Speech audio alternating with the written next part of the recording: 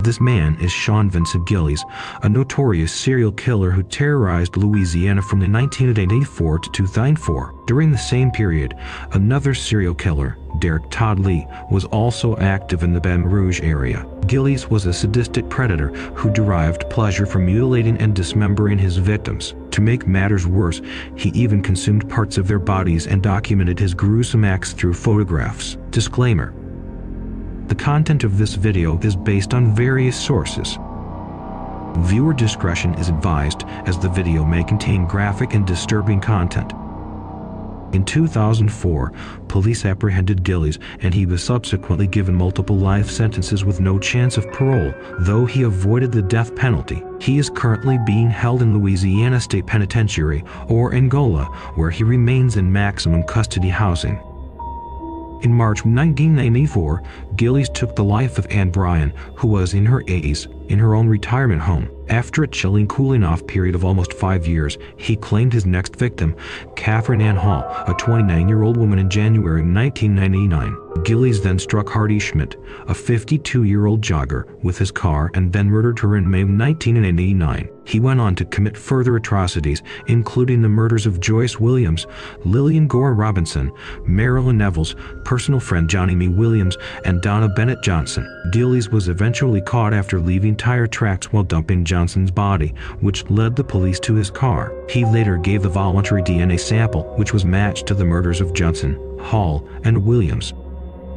In April 2004, Gillies was arrested and eventually confessed to all 8 murders. In a disturbing twist, he even corresponded with a friend of one of his victims, expressing confusion over his post-mortem dismemberment and cutting. "I really don't know what the hell is wrong with me." In August 2007, Gillies pleaded guilty to second-degree murder for the killing of Williams in West Baton Rouge Parish. He was sentenced to life in prison for this heinous crime. Gillies faced a trial for the murder of Johnston in East Baton Rouge Parish. Unfortunately, the judge did not allow Gillies' taped confession to be presented in court due to a technicality. Despite requesting an attorney during the interview, Gillies was not provided with legal representation and continued talking to investigators. On July 25, 2008, he was found guilty of first-degree murder, but the jury could not agree on the death penalty. Therefore, Gillies was handed another life sentence. Gillies later pleaded guilty to the first-degree murder of Neville's in Lafayette Parish on February 17, 2009, which earned him another life sentence.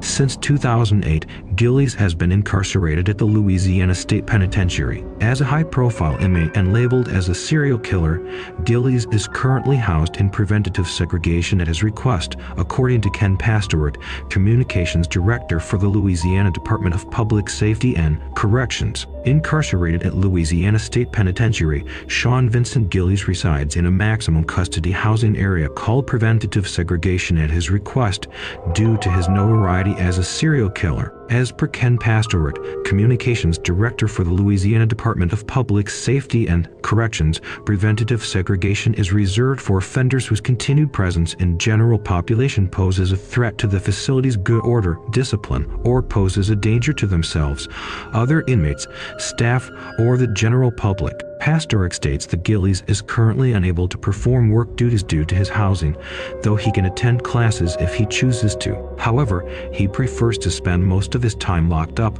with only 2 hours a day outside of his cell, as per Pastoret. Despite allowing interaction with other inmates, forensic psychologist John DeLador tells an True Crime that being in such a condition for 23 hours a day can lead to sensory deprivation. Burke Foster, an Angola history expert, informs an True Crime that preventive segregation has 2 locations, which houses the most dangerous and egregious inmates. Unfortunately, for security reasons, it is impossible to determine in which camp Gillies resides today, according to Pastoret. According to forensic psychologist John DeLador, spending most of one's time locked up alone in preventive segregation can lead to sensory deprivation, even if Sean Vincent Gillies requested to be in this situation himself. Despite this, it's also possible that Gillies isn't impacted by his life in prison due to his high levels of ego strength and narcissism, which could prevent him from understanding the consequences of his isolation, as DeLador explains.